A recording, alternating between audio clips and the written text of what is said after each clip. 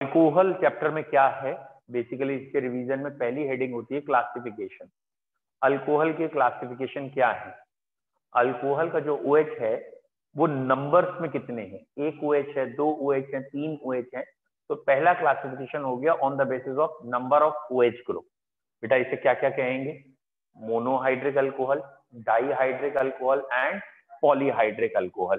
तो monohydric alcohol में having one OH group, dihydric alcohol अगर होगा 2 OH ग्रुप, और अगर पॉलीहाइड्रिक हुआ तो आप कह सकते हैं मोर देन 2 OH ग्रुप। दो से अगर ज्यादा OH ग्रुप होंगे तो वो कहलाएंगे हमारे polyhydric alcohol. I hope so clear है। पहला बेसिक क्लासिफिकेशन या बेसिक वर्ड क्लियर है, ठीक है बच्चों। जैसे मोनोहाइड्रिक अल्कोहल के एग्जाम्पल हो गया ethyl alcohol, methyl alcohol, propyl alcohol, ये मोनोहाइड्रिक के हो गए। डाईहाइड्रिक का एग्जाम्पल हो गया CH2OH, CH2OH क्या कहलाता है ये? Ethylene glycol. तो ग्लाइकॉल हमारे एग्जाम्पल हो गए बेटा डाईहाइड्रिक अल्कोहल के, ठीक है। ऐसे ही ग्लिसरॉल होता है जो ट्राईहाइड्रिक अल्कोहल हो गया। एक बार फिर देख लीजिए कि ये जो लिखा है CH2OH, CH2OH, ये बेटा एक तरीके से है हमारा डाईहाइड्रिक अल्कोहल। ये है डाईहाइड्रिक, इसमें दो OH है, ठीक है। इसे ग्लाइकॉल भी कहते हैं, ये इथाइलिन ग्लाइकॉल है। और इसका एक और नाम होता है जो सिमेट्रिकल डाईहाइड्रिक अल्कोहल होते हैं, वो पिनाकॉल्स भी कहते हैं। पिनाकॉल्स क्या हो गए? जैसे ये 4 कार्बन की चेन है और यहाँ पे कार्बन है, ये OH OH लगे हैं, तो ये वाले कंपाउंड थोड़ा सा हायर लेवल है, इसे पिनाकॉल भी कहते हैं। तो ये भी एक डाईहाइड्रिक अल्कोहल है which are named as pinacol. दूसरा क्लासिफिकेशन होता है पिनाकॉल्स के बाद कि OH ग्रुप। बोलो अभिनव, क्या पढ़ रहे हो? जल्दी बोलो, ऑनलाइन में बोल रहे हो। IUPAC आ रहा है, ठीक है। दूसरा क्लासिफिकेशन होता है 1 degree alcohol, 2 degree alcohol, 3 degree alcohol. तो वो ऑब्वियसली प्राइमरी अल्कोहल हो गया 1 डिग्री। एक कार्बन जो कि किनारे पे लगा है तो वो प्राइमरी अल्कोहल होगा। और अगर ऑब्वियस सी बात है कि कार्बन 2 डिग्री है तो सेकेंडरी अल्कोहल होगा, और कार्बन 3 डिग्री है तो टर्शियरी अल्कोहल। और IUPAC के हिसाब से, जैसे ये पूछ रहे हैं IUPAC क्या आएगी, तो IUPAC के हिसाब से अल्कोहल को हम एल्केन ऑल कहते हैं। और बेसिकली एल्क का मतलब कार्बन कितने हैं, एन का मतलब सिंगल बॉन्ड है, ऑल का मतलब अल्कोहल है। तो IUPAC नेम में अगर अल्कोहल को देखें तो सही तरीका या एक एग्जाम्पल ये हम ले सकते हैं कि हमारे पास C4H9OH है। C4H9OH से बेटा एक तो ये अल्कोहल बन सकता है, सेकंड अल्कोहल ये बन सकता है, थर्ड अल्कोहल ये बन सकता है, एंड फोर्थ अल्कोहल ये बन सकता है। तो C4H9OH से हम बेसिकली क्या क्या समझना चाह रहे हैं? प्राइमरी कौन है, सेकेंडरी कौन है, टर्शरी कौन है, और क्या समझना चाह रहे हैं प्राइमरी सेकेंडरी टर्शरी के अलावा कि यहाँ पे IUPAC नेम किसका क्या है और कॉमन नेम क्या है। बच्चों C4H9OH जिसमें ये मैंने पहला बनाया था, इसका कॉमन नेम के हिसाब से अगर हम बात करें कॉमन नेम, तो ये है नॉर्मल ब्यूटाइल अल्कोहल। मैंने कहा ना कॉमन नेम, तो कॉमन नेम में ये है N ब्यूटाइल अल्कोहल। अगर बच्चों कॉमन नेम की बात करेंगे तो N ब्यूटाइल अल्कोहल, और ऑब्वियसली IUPAC नेम में ये कहलाएगा 1 ब्यूटेनॉल। 1 ब्यूटेनॉल IUPAC के हिसाब से नाम है, और कॉमन नेम में ये था normal butyl alcohol. And obviously ये वाला कार्बन 1 डिग्री कार्बन है, तो ये अल्कोहल प्राइमरी अल्कोहल है। ये वाला अल्कोहल बेटा CH3 CH CH2 CH3। जल्दबाजी में कई बच्चे इसे आइसो कहने लगते हैं, बट ये गलत है। इसका कॉमन भाषा का नेम है सेकेंडरी ब्यूटाइल अल्कोहल। ये कॉमन भाषा में सेकेंडरी ब्यूटाइल अल्कोहल कहलाता है, और IUPAC नेम में ये 2 ब्यूटेनॉल कहलाता है। 4 कार्बन की चेन है और सेकंड पे अल्कोहल लगा है, इसलिए ये IUPAC नेम में तो कहला रहा है secondary butyl, sorry common name में कहला रहा है सेकेंडरी ब्यूटाइल, लेकिन IUPAC नेम में 2-ब्यूटेनॉल। तो अब बच्चे कहते हैं कि आइसो है क्या? अगर वो आइसो नहीं है तो आइसो क्या है? जिसमें भी CH से 2 CH3 लगे हों, जैसे अभी बोर्ड पे दिखाया है CH से 2 CH3, इस ग्रुप को आइसो कहते हैं। और इसके अलावा कार्बन और भी हो सकते हैं, जैसे यहाँ एक कार्बन और है, तो ये आइसोब्यूटाइल अल्कोहल कहलाएगा कॉमन भाषा में। एंड ऑब्वियसली IUPAC में ये थोड़ा सा अलग है, 3 कार्बन की मेन चेन, नंबरिंग करेंगे और अब जब नाम लिखेंगे तो 2 पे मिथाइल है और 3 कार्बन की चेन कहलाती है प्रॉप, सिंगल बॉन्ड एन है और अल्कोहल 1 पे है। तो इसका IUPAC नेम है 2-मिथाइल 1-प्रोपेनॉल, जबकि इसका कॉमन नेम है आइसोब्यूटाइल अल्कोहल। बच्चों ये आखिरी वाला, ये आपको साफ दिख रहा है कि ये कार्बन 3 डिग्री कार्बन है और इस टर्शरी कार्बन पे अल्कोहल लगा है, तो इसका कॉमन भाषा में नाम है टर्ट या टर्शरी ब्यूटाइल अल्कोहल। देखिए कॉमन भाषा में कोई लॉन्गेस्ट चेन या ऐसा कुछ नहीं होता, कॉमन भाषा में डायरेक्ट आप ऐसे चलते हैं टर्ट ब्यूटाइल अल्कोहल। जबकि IUPAC भाषा में लॉन्गेस्ट चेन, फिर नंबरिंग, फिर नेमिंग, तो ये आया 2-मिथाइल 2-ब्यूटेनॉल। तो इसका IUPAC नेम में 2-मिथाइल 2-ब्यूटेनॉल नाम है। तो आई होप तो सबके IUPAC नेम भी आपको समझ में आ गए हों और कॉमन नेम भी आ गए हों। ऐसे ही इन्होंने पिछले में पूछा था इथाइलिन ग्लाइकॉल का कॉमन नेम, तो इथाइलिन ग्लाइकॉल है, IUPAC नेम क्या होगा? बेटा IUPAC बहुत सिस्टमैटिक है, ठीक है, 1 और 2 पे 2 बारी अल्कोहल है, तो आप 1-2 को शुरू में लिखना चाहें तो 1-2 शुरू में लिख दीजिए, बाद में लिखना चाहें बाद में। इथेन 1,2 डाइऑल कह दें, 1,2 इथेन डाइऑल कह दें, एक ही बात है। तो ये ग्लाइकॉल का आपका कॉमन नेम और IUPAC नेम आ गया। Common name is ethylene glycol and IUPAC name is ethane 1,2 diol. बोलो IUPAC क्लियर? अच्छा, ओहो ब्लंडर मिस्टेक, ठीक है बेटा, ये मुझसे गलती हुई, सॉरी, कि यहाँ 3 कार्बन की चेन थी तो यहाँ प्रॉप कहना था, आई एम सॉरी बेटा, बिल्कुल आपने सही समझे हैं, ये प्रोपेनॉल होगा, ब्यूटेनॉल नहीं। इसका मतलब आपको IUPAC क्लियर। तो बच्चों पहली हेडिंग सब बच्चों को क्लियर है। पहली हेडिंग रिवीजन में हमारी थी क्लासिफिकेशन एंड IUPAC।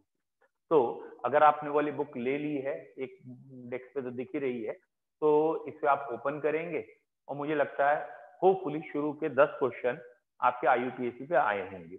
अब मैं आपको IUPAC के 1-2 क्वेश्चन वो बता दूं जिसमें थोड़ा सा कंफ्यूजन होता है और बुक में दे रखे हैं, पहले आए हुए हैं, ठीक है। देना बेटा एक सेकंड बुक।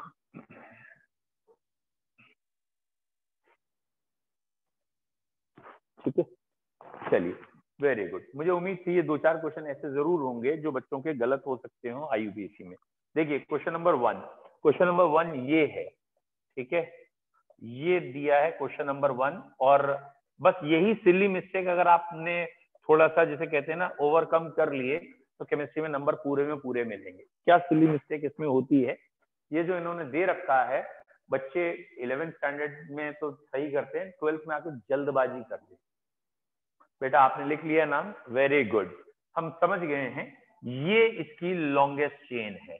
अब जल्दबाजी में गलती क्या करते हैं, वो स्ट्रेट चेन को लॉन्गेस्ट ले लेते हैं और फिर इसमें नंबरिंग यहां से करनी है, और ये 5 कार्बन की चेन हो जाएगी, पेंट कहलाएगा, single bond ane, alcohol second पे है तो 2 जरूर कहना है, 2 पेंटेनॉल, और 3, हाँ 3 पोजीशन पे 2 बारी मिथाइल है तो 3,3 डाई मिथाइल 2 पेंटेनॉल, ये नाम है। लेकिन जल्दबाजी में हमसे एक मिस्टेक हो जाती है, और वो मिस्टेक क्या होती है कि हम ये लॉन्गेस्ट चेन ले लेते हैं और मिथाइल और इथाइल ब्रांच कहने लगते हैं। ये मिस्टेक नहीं होगी, यही सिली मिस्टेक्स को ओवरकम करना है आपने। ऐसे ही बेटा सेकंड क्वेश्चन है, थोड़ा आसान है।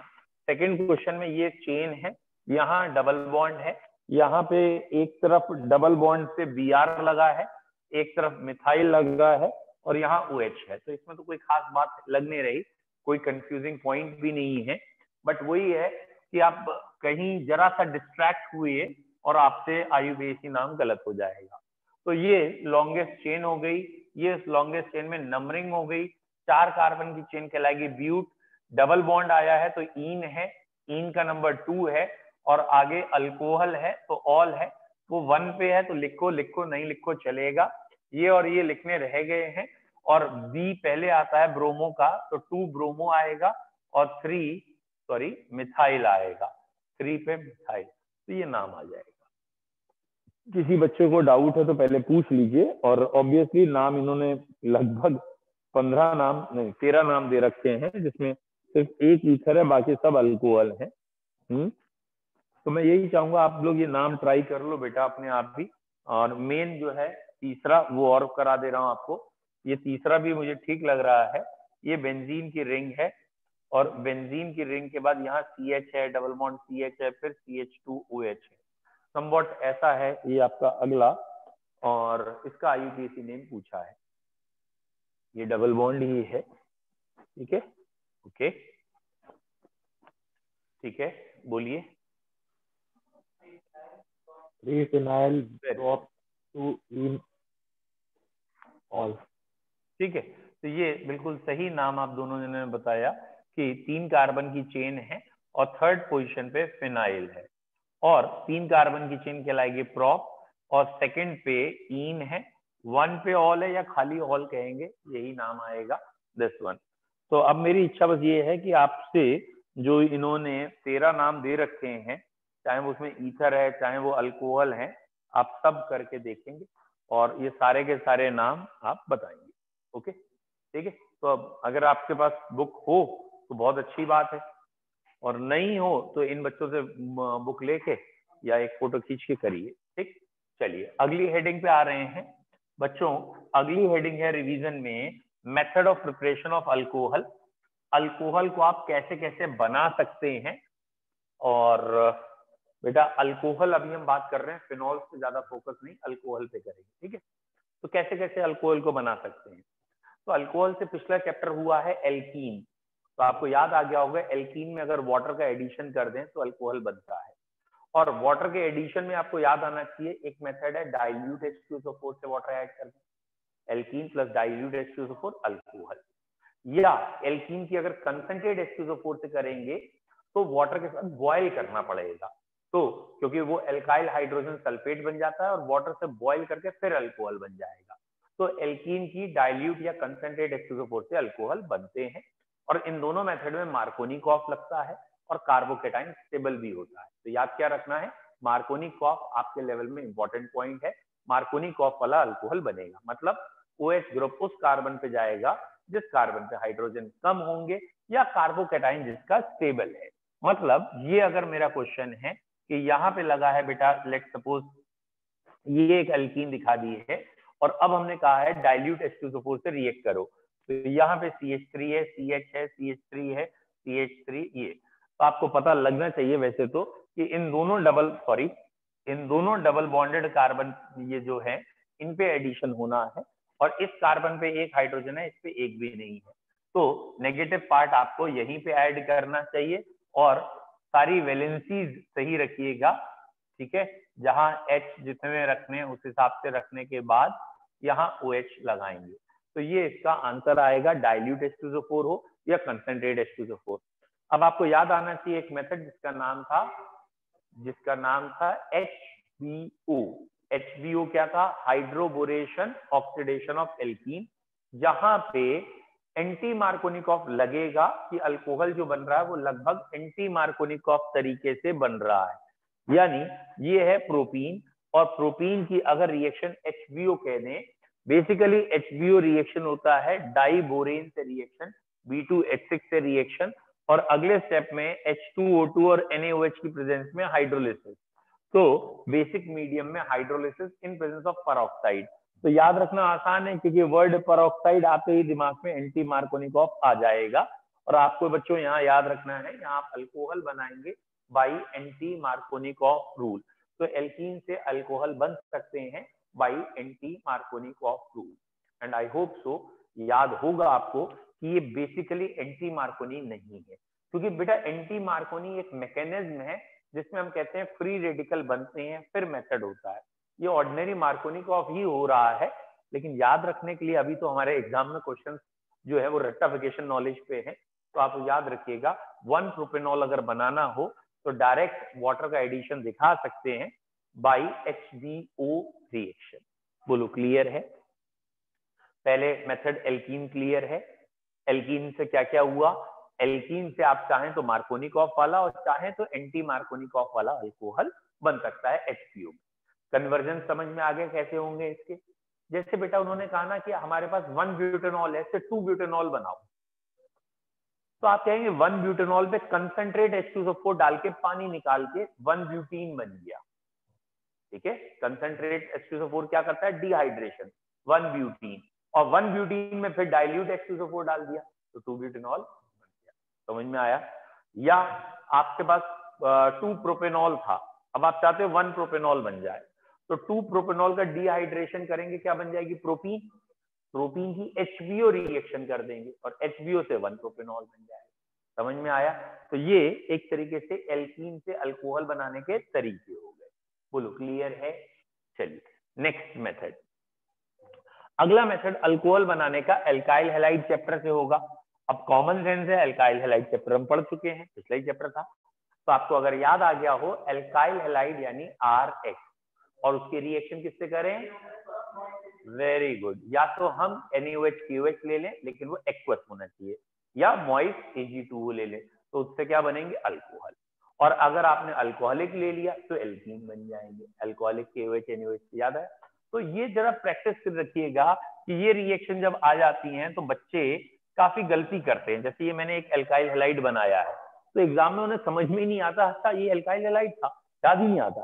क्यों, एग्जामिनर देखो बेटा कंफ्यूज कहाँ करता है, एग्जामिनर जानबूझ के ये लिख देगा ऐसे CH3 CH2 CH2, एक बड़ा कंपाउंड दिखाएगा, और फिर एरो पे ऐसे लिख देगा C2H5OH ओब्लिक C2H5O नेगेटिव, ऐसे।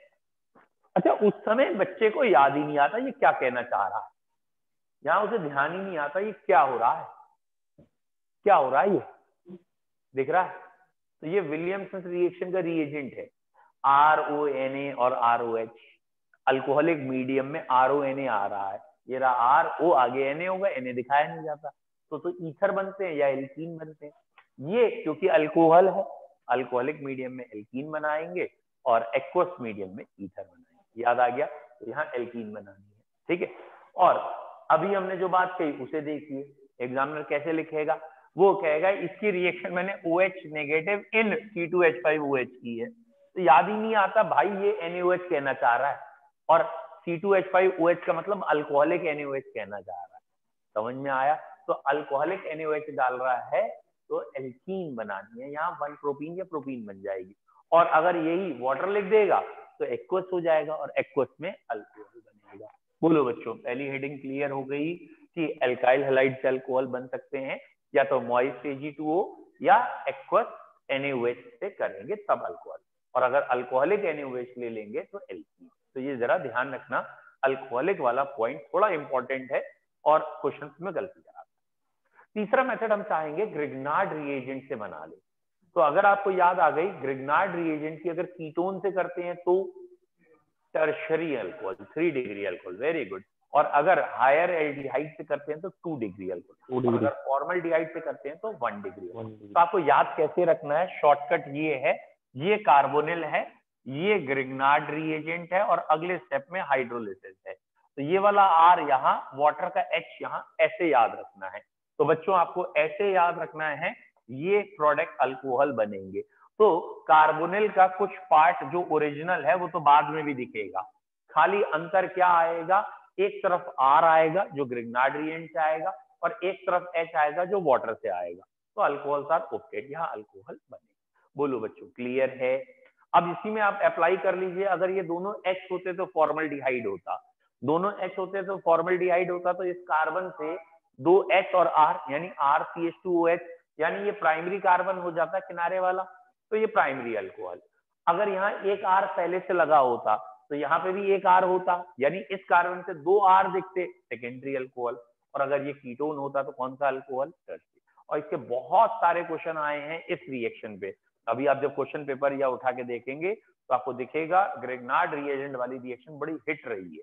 और इसमें उल्टे क्वेश्चन भी आए हैं, उल्टे क्वेश्चन मतलब उन्होंने बना के दिखा दिया कोई अल्कोहल पहले से, सपोज 2 मिथाइल 2 ब्यूटेनॉल बना दिया, और कहा बताओ भाई दोनों रिएक्टेंट कौन कौन से हो सकते हैं, कितने कार्बन का ग्रिग्नार्ड रिएजेंट ले और कितने कार्बन का कार्बोनिल। तो करना क्या है, जो भी आपको फाइनल प्रोडक्ट दिया है उसमें से कोई एक एल्काइल और ये H हटा देना और इनके बीच में डबल बॉन्ड लगा के जोड़ देंगे। ये एल्काइल कहां से आएगा? ग्रिग्नार्ड से, और H कहां से आएगा? वाटर। तो इसका रिवर्स भी ध्यान रखिएगा, जो बहुत पूछा गया है। इसके अलावा ग्रिग्नार्ड रिएजेंट से अल्कोहल बनाने का एक तरीका था कि ग्रिग्नार्ड रिएजेंट की ऑक्सीजन से कर दो, हाफ O2 से हो जाती है, ROMG हाइड्रोलिसिस पे अल्कोहल। तो जब भी ग्रिग्नार्ड रिएजेंट में जितने कार्बन है उतने ही कार्बन का अल्कोहल बनाना हो तो आप हाफ ऑक्सीजन से करके अल्कोहल बना सकते हैं। या फिर ग्रिग्नार्ड रिएजेंट की हमने एक और रिएक्शन आपकी कॉपी में लिखाई है, इपॉक्साइड। शायद आप भूल गए हो, ये वाला कंपाउंड साइक्लिक ईथर वाला कहलाता है इपॉक्साइड। तो ये जो इपीऑक्साइड या इपॉक्साइड है, इनकी अगर ग्रिग्नार्ड रिएजेंट से रिएक्शन करें तो ये चेन स्ट्रेट हो जाती है और यहाँ अल्कोहल बन जाते हैं। तो इपॉक्साइड से ग्रिग्नार्ड रिएजेंट की रिएक्शन करने पे भी प्राइमरी अल्कोहल बनते हैं। बोलो क्लियर है ग्रिग्नार्ड रिएजेंट से? अगला मेथड हम कह सकते हैं रिडक्शन। हम रिडक्शन करके भी अल्कोहल बना सकते हैं। आई होप तो आपको याद आ गया हो। या तो एल्डिहाइड कीटोन लेने, एल्डिहाइड का रिडक्शन होगा तो common sense aldehyde CHO group किनारे लगा होता है तो प्राइमरी अल्कोहल बनता है, और कीटोन CO ग्रुप बीच में होता है तो सेकेंडरी अल्कोहल। इससे टर्शरी नहीं बनेगी। अब हम किसका रिडक्शन कर सकते हैं? ठीक है, सॉरी, किससे रिडक्शन कर सकते हैं? तो कार्बोनिल कंपाउंड का रिडक्शन हाइड्रोजन इन निकल LiAlH4 NaBH4 सबसे हो जाएगा। जितने भी रिड्यूसिंग एजेंट हैं, जनरल रिड्यूसिंग एजेंट, सब अल्कोहल बनाते हैं। लेकिन अगर आपने एसिड या एस्टर ले लिया तो ये जरा इंपॉर्टेंट है, याद रखना है। NaBH4 रिड्यूस नहीं करता। एसिड या एस्टर NaBH4 से रिएक्ट नहीं करते। NaBH4 एसिड या एस्टर को रिड्यूस नहीं करते, LiAlH नहीं, NaBH4। तो याद रखना है NaBH4। तो यहाँ जो NaBH4 है उसमें B को याद रखो, B फॉर भिखारी। ठीक है, ये भिखारी है तो ये इतना पावरफुल नहीं है। ठीक है, तो अगर ये पावरफुल नहीं है तो ये रिड्यूस नहीं करेगा। और LiAlH4, इसमें बेटा ये जो Al है ये अल्लाह है ना, अल्लाह अल्लाह अल्लाह ताला। ठीक है, अल्लाह ताला भगवान, मतलब बहुत वो हो गया, तो ये तो सबको रिड्यूस कर देगा। Is it clear? तो याद रखना है आपको। तो अगला पॉइंट आ गया आपका, कार्बोनिल कंपाउंड एल्केन में चेंज हो सकते हैं, सॉरी अल्कोहल में चेंज हो सकते हैं by NaBH4 LiAlH4 hydrogen in निकल, और कार्बोक्सिलिक एसिड भी चेंज हो सकते हैं हाइड्रोजन इन निकल से। लेकिन कार्बोक्सिलिक एसिड NaBH4 से रिड्यूस नहीं होते। इसे बहुत इंपॉर्टेंट, बोलो बच्चों क्लियर है? तो ये हो गया आपका रिड्यूसिंग एजेंट या रिडक्शन का एक तरीका। अगला, एक सेकंड बेटा, इसको काट देना, इनकी कॉल आ रही है। अगला मेथड, हाँ बेटा क्या कह रहे हो? पहली बात तो हेलोएरिन से डाइजोनियम सॉल्ट बनते ही नहीं, डाइजोनियम सॉल्ट बनते हैं एनिलीन से। तो हेलोएरिन और एनिलीन में बहुत बड़ा अंतर है। वो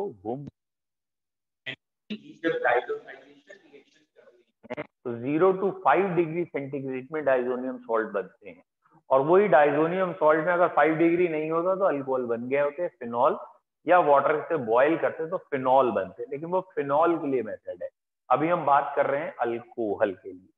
तो अल्कोहल के लिए अगला मेथड था आपका एस्टर की हाइड्रोलिसिस। या तो एस्टर की आप एसिडिक हाइड्रोलिसिस कर दोगे या एल्कलाइन। तो एस्टर ले लो या ईथर ले लो, इनकी हाइड्रोलिसिस से अल्कोहल बनते हैं। एस्टर और ether on hydrolysis give alcohol. बोलो क्लियर है? एस्टर में पानी डाल दें या NaOH डाल दें तो आपको याद होगा acidic hydrolysis of ester is pseudo unimolecular reaction, while alcoholic hydrolysis of ester is known as saponification. बोलो भैया अल्कोहल के सारे मेथड क्लियर है? एक मेथड जो इंपॉर्टेंट था इन्होंने वो ज्यादा अच्छा मेथड था। हाँ वेरी गुड, इन्हें भी याद आ गया कि प्राइमरी अमीन की नाइट्रस एसिड से कर दें। प्राइमरी अमीन क्या होता है? RNH2। बड़ा इंपॉर्टेंट है, इसमें क्वेश्चन बहुत आए हैं। प्राइमरी एलिफेटिक अमीन की हम नाइट्रस एसिड से रिएक्शन करें, और इसे मैं ऐसे करके याद कराता हूं कि इसे ऐसे बॉन्ड तोड़ दीजिएगा तो एक ROH अल्कोहल, एक N2 और एक वाटर बनेगा। तो अल्कोहल, N2 और वाटर, या अल्कोहल फॉर्मेशन। लेकिन एलिफेटिक अमीन में ये रिएक्शन होगी, एरोमेटिक में डाइजोनियम सॉल्ट बन जाएंगे। तो ये वाली रिएक्शन भी इंपॉर्टेंट। तो ये हो गया method of preparation of alcohol. कोई दिक्कत? इसमें अगर 0 to 5 डिग्री कर देंगे वेरी गुड, अब क्वेश्चन पूछो बेटा। सर इसमें अगर 0 to 5 डिग्री सेल्सियस कर देंगे तो भी कुछ नहीं होगा। इस रिएक्शन में 0 to 5 कर लीजिए चाहे, क्योंकि एरोमेटिक में डाइजोनियम सॉल्ट बनते हैं और डाइजोनियम सॉल्ट पे रेजोनेंस होती है, इसमें कोई रेजोनेंस है नहीं। ये अल्कोहल बन गया, ये N2 और ये वाटर बन गया। और जब ये रिएक्शन स्टार्ट की जाती है तो ये इंटरमीडिएट आता है, इसका नाम है डाइजोनियम सॉल्ट। और अगर यहाँ बेंजीन का डाइजोनियम सॉल्ट होगा बेटा, तो बेंजीन के डाइजोनियम सॉल्ट में यहाँ रेजोनेंस होगी, डबल सिंगल प्लस, तो ये स्टेबल हो जाता है।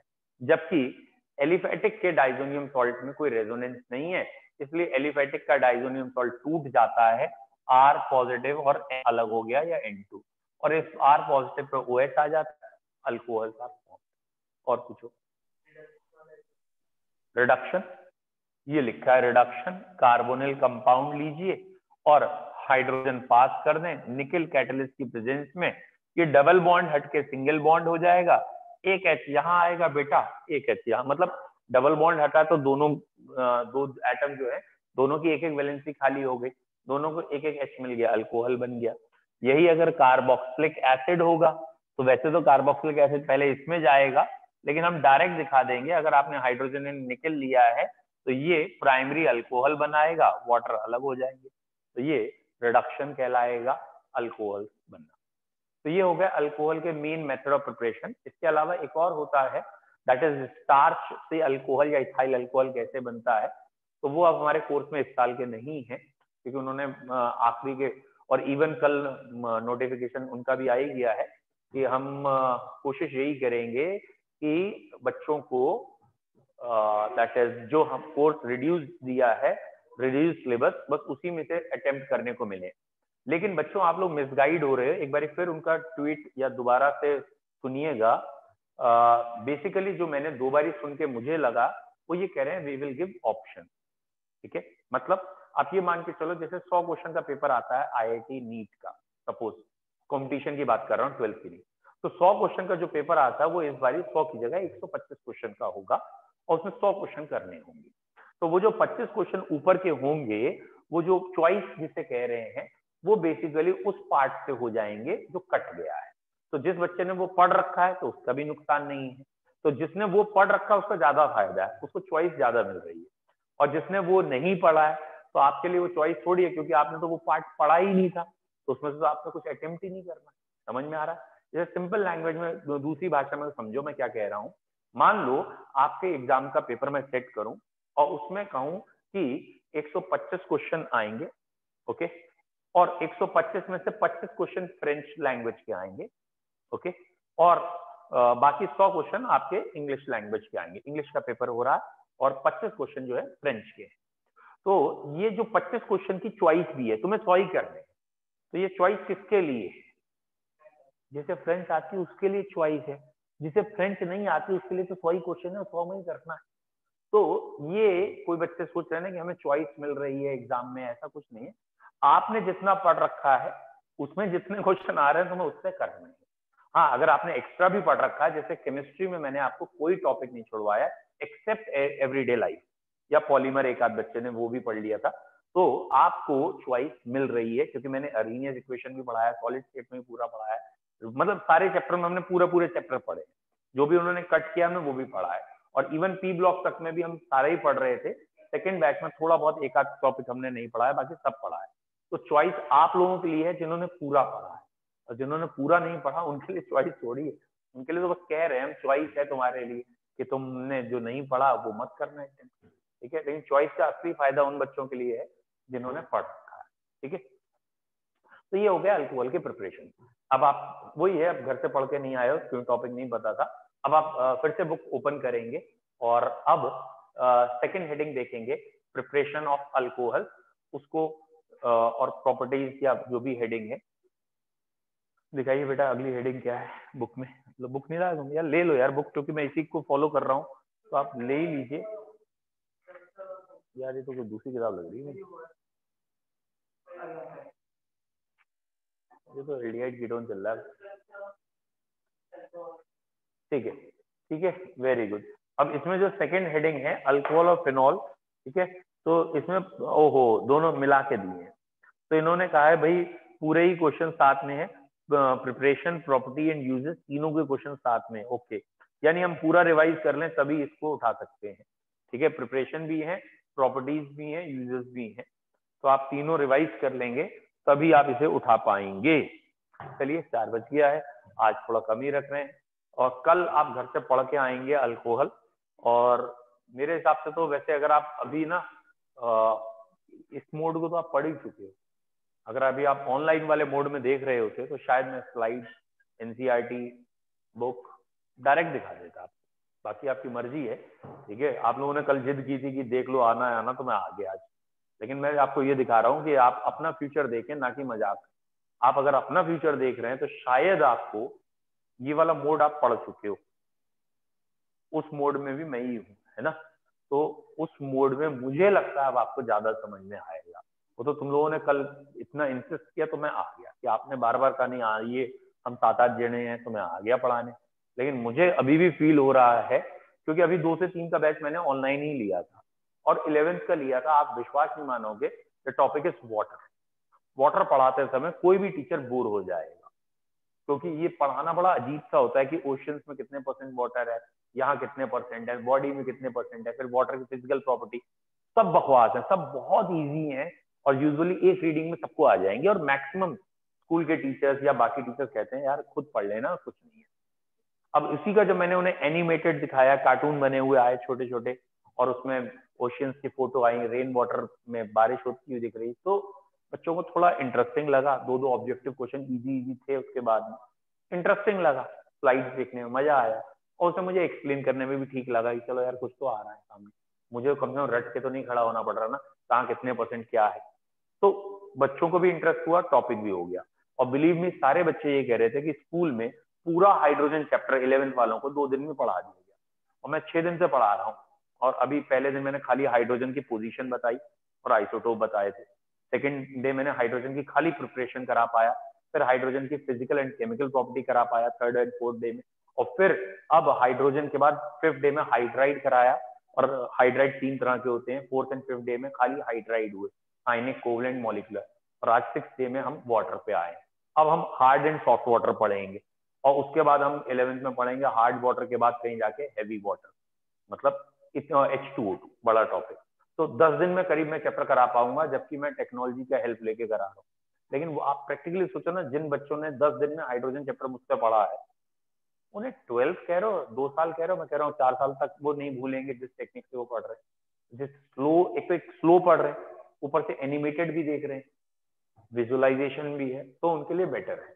तो मेरा ये मानना है, अगर आप लोग ऑनलाइन मोड में थोड़ा सा आने की कोशिश करो और अपना भला सोचो तो फायदा होगा। फिर भी मैं आपको नाराज नहीं करूंगा, अगर आप कहोगे आओ तो मैं आ जरूर जाऊंगा। सर ऑनलाइन ही पढ़ा दीजिए। नहीं, मेरी इच्छा है, ये भी तो माने, ये तो ना मान ले। चलो बेटा, हैव ए नाइस टाइम।